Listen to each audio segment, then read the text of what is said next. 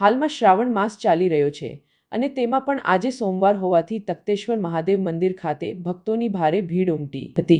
તખ્તેશ્વર મહાદેવ મંદિર ખાતે સવારથી જ ભક્તોની ભીડ ઉમટવાની શરૂ થઈ ગઈ હતી અને ભક્તોએ શિવજીને રીઝવવા માટે દૂધ જળ સહિત અભિષેક કર્યો હતો અને શિવજીના દર્શન કરીને ભક્તો ધન્યતા અનુભવતા હતા। આ ઉપરાંત સાંજના આરતી સમયે મોટી સંખ્યામાં શિવ ભક્તો ઉપસ્થિત રહ્યા હતા અને શિવ ભક્તિમાં લીન બન્યા હતા।